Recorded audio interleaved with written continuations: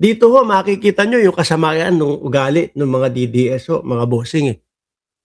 No? Ipapakita at ipo-post ko sa inyo, mga boss chief amo, sir. Ito, oh. Ito, with matching pagmumura pa ho, mga kababayan. Sabi dito, oh, alam nyo, di ba? Oh, yan, Luminous by Trixie Angeles and Ahmed Paglinawan.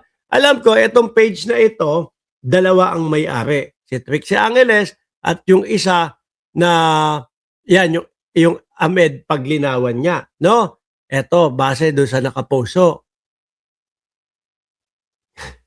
Galit na galit kasi sila kay Atty. Claire, eh. Visit na visit po sila kay Atty. Claire, mga kababayan. Bakit?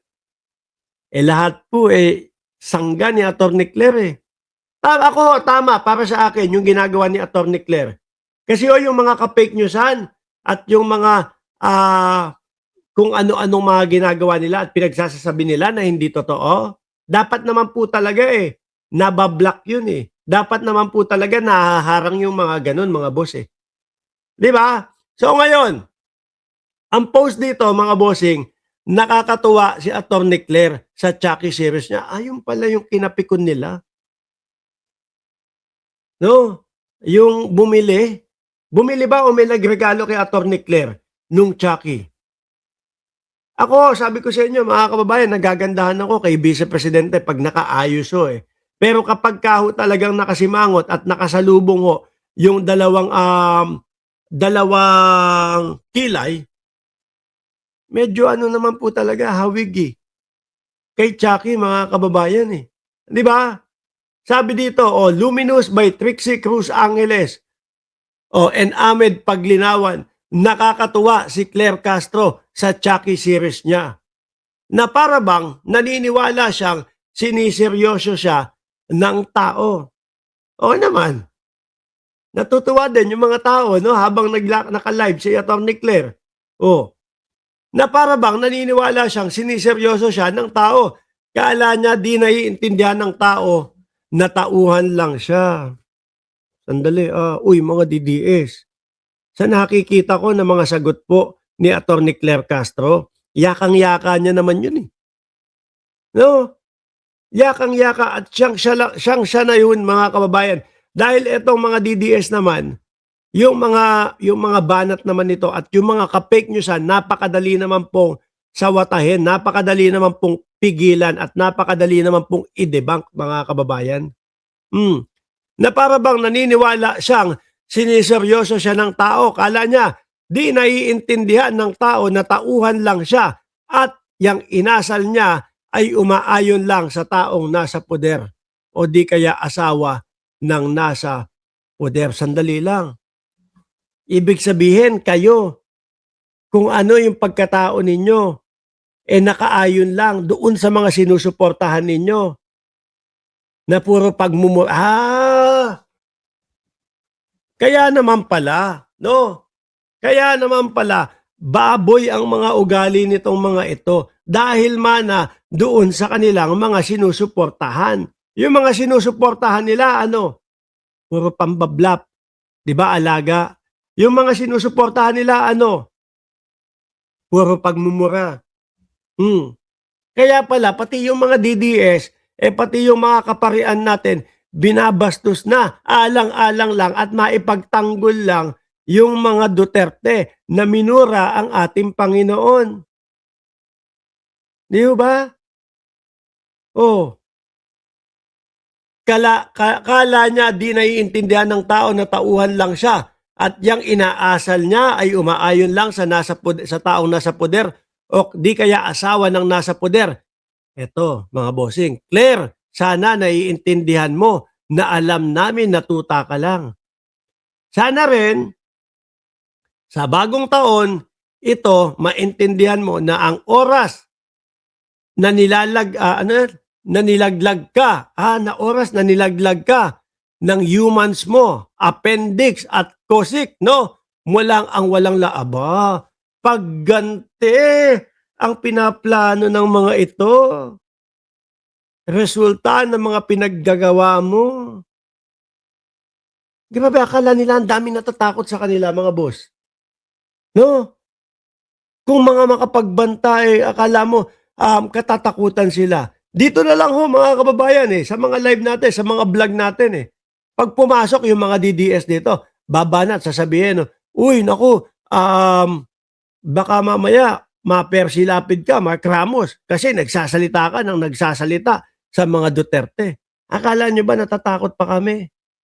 Bago namin pumasok o bago kami sumuporta kay Pangulong Bongbong Marcos, bago kami kumalaban, bago namin kalabanin yang inyong mga iniidolo, alam na namin 'yan.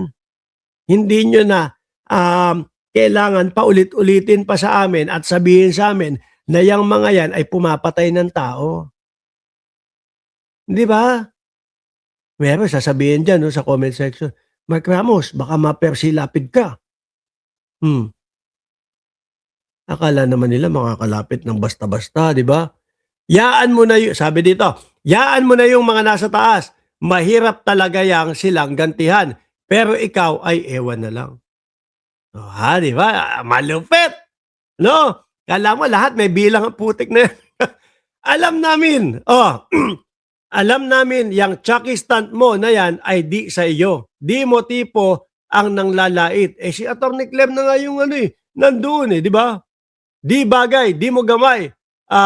Bakikaw o awkward ba? Pero sige, sa ikaliligaya mo, aayuda kami sa pagpapanggap mong magkalebel kayo ni Lisa. Oh, ano ba naman? Yun sa mga ano yan, magkakababayan. Ano yun? Magkababayan, gano'n? 'Di ba? O siya, ayan, basahin niyo na lang, P-New Year sa iyo. Ganito pala talaga kapikon itong mga DDS na ito, ano? Malinaw na reminder kay Attorney Claire na si PBBM ay hindi permanente sa pwesto. Correct. Pero ito, laging ang pinananakot nitong mga ito, alam mo naman, hindi permanente yung mga nandiyan, nakaluklok. Ikaw, yari ka sa amin. Ganun yung gustong sabihin Yung akala mo ba lahat sila pumapatay o mamamatay tao? Akala mo, malalaki ang mga bilang. Akala mo may mga bilang. Di ba? Oh, sabi ni Polonges Yotman, yung mga bumanat na yan, wagas, kapag ka sa kanila naman na backfire, masyadong apektado, iyakin na talaga. Yun yang si Trixie Angeles Nung pinatawag doon sa kongreso ang lambot-lambot at akala mo hindi makabasag pinggan Di ba? Nung nandoon na sa kongreso, ayon po kay Galileo Galilei. Tapos nung lumabas na ng Congress, wala na, nagwala na ulit, gano'n na ulit. Pero kapag kakaharap na ho, mga kababayan, alaws naman, wala naman mga tira. Oh, eto si Attorney Claire, nakita ko isang video nito. Sumusugod. Sumusugod, Sumusugod, di ba? Talagang kahit may mga kapulisan, kapag alam niya na tama yung kanyang sinasabi at tama yung kanyang galawan, wala siyang pakialam. Ipaglalaban niya yung tama. Pero eto mga 'to kapag kaharapan na yung kalaban, kapag kaharapan na yung mga binabanatan nila kagaya po ng mga congressman, tiklop naman po, katatahimik na mga boses, nag-iyakan pa, mga umamin pa, "Opo, fake news po ako. Opo, tanga po ako." Yung isa nataranta, tinanong, "Ano sinasabi mong magwa-water cannon?" Mr. Chair, water cannon is a facility. Putik na yan, nataranta, hindi alam kung ano isasagot. Ganyan ho. Yung tipo bang kapag i-post mo sa Facebook, akala mo ang tatapang, akala mo talagang may tira. Pero kapag kakaharap na, wala na. Tahimik na, mga pulpul na, mga nakayuko na. Oh, mga iyakin. 'Di ba? Wag nga kami. Putragis. Yung mga Duterte, alam namin na kaya yang mga sinasabi. Pero kayo, wag nga kami. Diyos ko naman, para kayong mga para kayong mga langaw na tumungtong sa kalabaw. Oh, Tapos nag-aasta kayo na may mga tira na din kayo. Sabi ni Dango, nasa na kaya si TP? Kayang-kaya niyang banatan mga yan. May balita ba kayo? Nag-aaral si TP kundi ako nagkakamali. Si Mark Lopez, matalino sana, kumampi sa mga jablo. Alisin ko na ho ito. Pero tingin nyo ho, mga kababayan, no?